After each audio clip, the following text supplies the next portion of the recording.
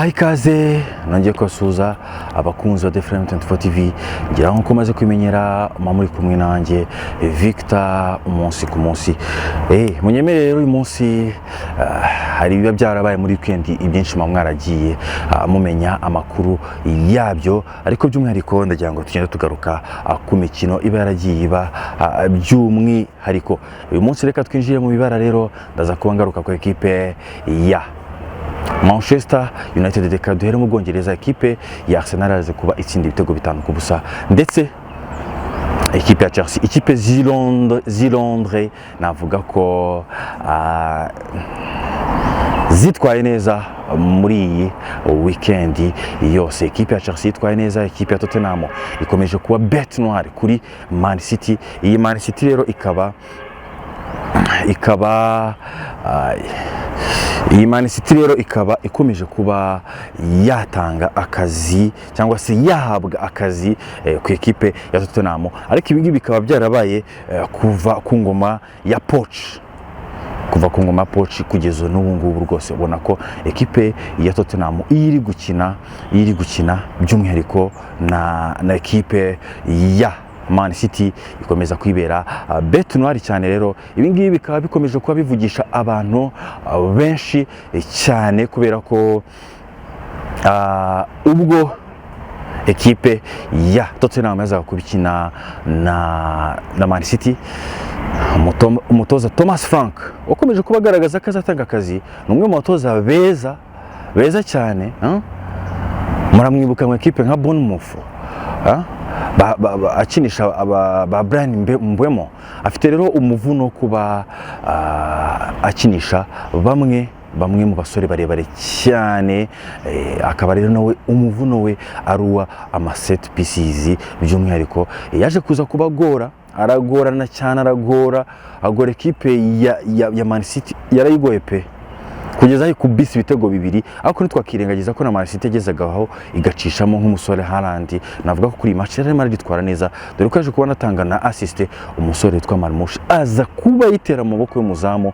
Byababaje umutoza Pep Guardiola, ariko by'umwihariko n'umuzamu navuga ko mwizamu rya Man City hakeneyemo umuntu w'umugabo, kubera ko uriya mwana wenda yaje yahabwa iminota mikeya, ariko icyo nkwibwire cyo mwizamu rya Man City cyangwa se mwizamu ry'umutoza Pep Guardiola akeneyemo umuntu w'umugabo. Binavugwa ko uwitwa Donnarumma yamaze kuba yemezwa bidasubirwaho ko ashobora kuba yakinjira mu ikipe ya Man City. Ibi ngibi rero bikaba bishobora kuba byafasha umutoza Pep Guardiola kuba yakinjiza imbaraga cyane mu busatirizi. By'umwihariko iyo umaze gukemura ubundi ikibazo cy'izamu, ubukemuye ikibazo gikomeye cyane, kubera ko ubukeneye kongeramo muri secteur offensif, muri secteur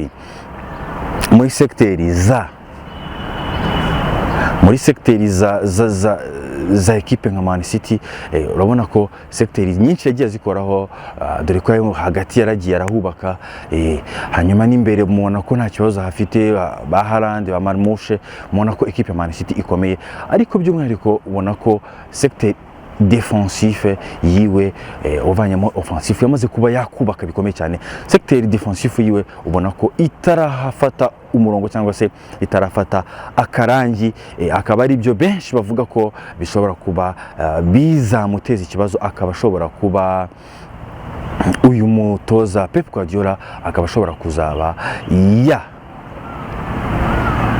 yagorwa cyane muri sezo, dore ko ama ekipe nka za Arsenal zitaratakaza, ama ekipe menshi nka za Tottenham ubona ko zirimo ziragenda zigaruka mu bintu byazo cyane. By'umwihariko murabona ko Tottenham yubakiye ku bakinnyi barebare, yubakiye ku bakinnyi nka ba Richarlison waje kuba atanga n'akazi ku defenseur cyane ba Man City. Murabona ko ari ibintu bitazorohera ama ekipe, cyane umutoza Thomas Frank umutaktisye gutya ufata ekipe ahantu Tottenham bibera gatangaza.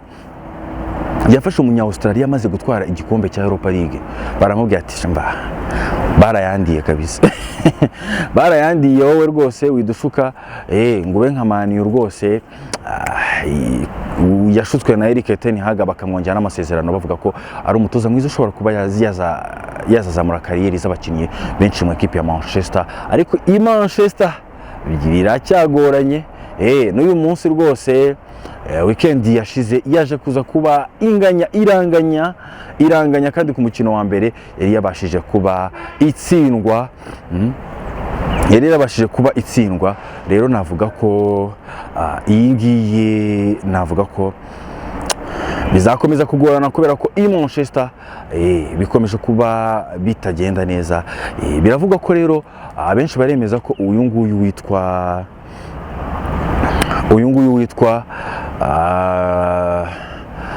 Amorim nyaboneka akomeje kuba yaba ikibazo mu ekipe ya Manchester, ariko ngiye ku bwanjye nkurikije ukuntu Erik ten Hag yirukanwe kandi yari yarakorewe ibintu byose bitigeze bikorerwa n'undi mutoza wese i Manchester. Nyamara abenshi bakavuga ko ndetse bakanemeza ko iyi ekipe ya Manchester hari umuvumo wasigaye wa Alex Ferguson ubwo bamwimaga ibyo yashakaga kugira ngo ngere gusubiza ekipe ya Manchester ku murongo. Ubundi Ferguson ajya gusezera, ubundi yavuga ko agomba kugarura Cristiano i Manchester ndetse akazana n'umusore witwa Gareth Bale mu ekipe ya Manchester, ariko ibi ngibi bikaba bitaraje kuba bimukundira kubera ko famille Glazer yaje kuza kwimubwira ko ibyo bintu bidashoboka. Arababwira ati rero nimutankorera ibi n'ibi nshaka ngiye nzahita nisezera. Iyo sezo yatwaye igikombe arangije sezo itahita avuga ati ngiye nzakomezanya namwe. Ferguson rero abagiye atyo, ariko kuva Ferguson yagenda navuga ko abatoza bagiye bagerageza muri ekipe ari mbarwa. N'uyu rero Amorim navuga ko arimo arateza imvururu, arimo arateza impagarara muri ekipe kubera ko niba ushobora kuba sezo ishize uko wasoje sezo ariko ushobora kuba wakomerezaho, byaba bibabaje, byaba ari ibintu biteye agahinda. Nyamara nubwo ibi byose biri kugenda biba, uwitwa Amorim avuga ko arimo arubaka umukino mwiza, ariko umukino mwiza ku ekipe isaba byinshi nka Manchester ntabwo ibyo bintu bibara. Aravuze ati mwandike aya magambo yanjye, uwitwa Amorim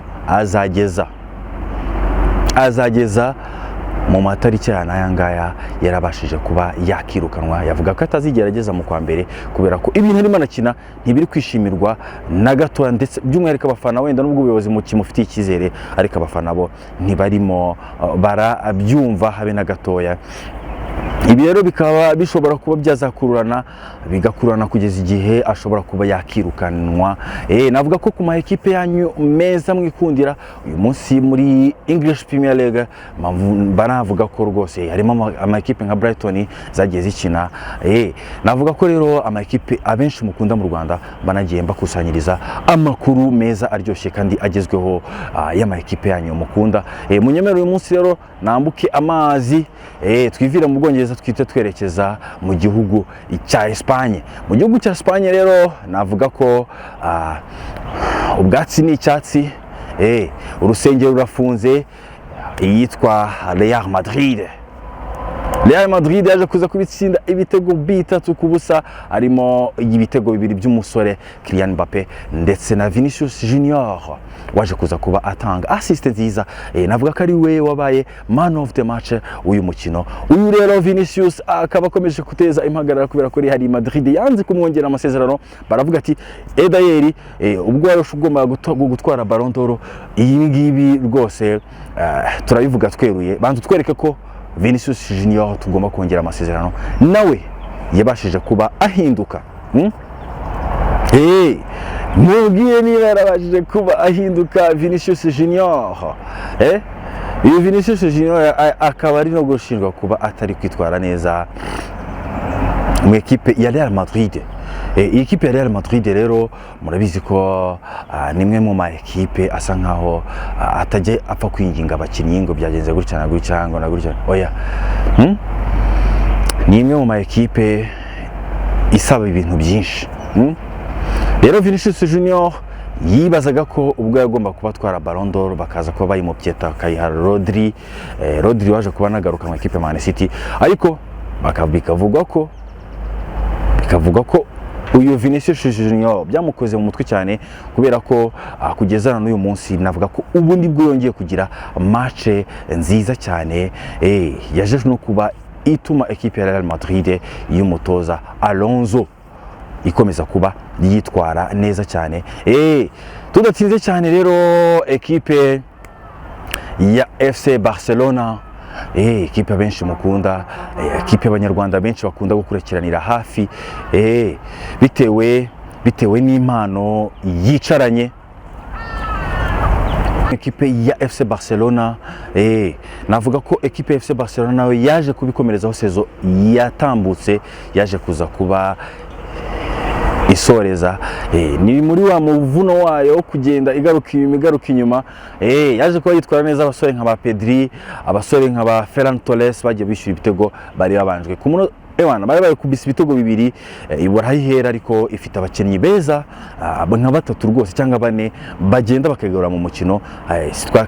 Twagenda tutavuze uwitwa Rafinha, ntitwagenda tutavuze uwitwa Lamine Yamal waje kuba anakata centre ku gitego cya gatatu cyaje kuba kibahesha intsinzi, nubwo atakimwitira ariko uwitwa Lamine Yamal yari centre yarateye nziza cyane, abasha kuza kuba akonvenka cyangwa se yemeza by'umwihariko bamwe mu bavuga ko uyu musore atazakomeza kwitwara neza habe na gatoya. Ngayo nguko rero nibyo ngibyo magira ngo tugende twiganiriraho umunsi ku munsi.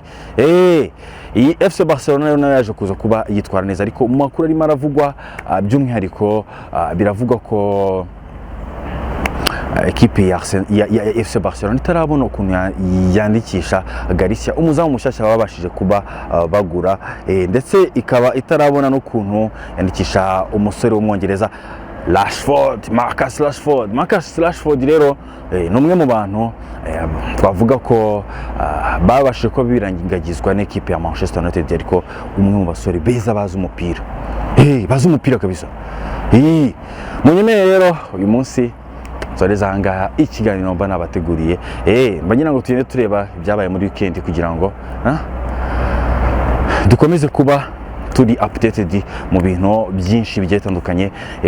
Munyemere rero mujye mukora subscribe, dore nabategura utuntu twiza kandi ndabizi ko mwaryohewe, mujye mutegura rwose namwe mu subscribe hasi rwose, ndetse urebe n'ikiganiro kirangize. Nimwe mu nkunga zikomeye cyane uzajya uba utukoreye. Munyemere rero nsoreza ngaha ikiganiro cy'umunsi, mukomeze kugira amahoro y'Imana. Ni kuri The Phenom 24 TV. Munyemerere uyu munsi nsoreza ngaha ikiganiro cy'umunsi, mukomeze kugira amahoro y'Imana. Abafana rero b'ama equipe ndetse n'umupira w'amaguru, nababwiye ko uyu mwaka nibwo tugomba kureba umupira uryoheye ijisho, umupira uryoheye abakunzi b'umupira muri hehe, abafana b'Amani, ariko bose mukomeze kuba mwakihanga. Ngibyo rero ibyo maragiye mbategura kugira ngo twiganirire. Umunsi ku munsi rero tuzadufata umwanya twongeye tugaruka ku mupira w'amaguru, ku makuru ya politike, ku makuru y'imihanda. Umunsi ku munsi rero nizera ko nta rungu riri kuri The Phenom 24 TV. Mukomeze kugira ibihe byiza kandi ciao.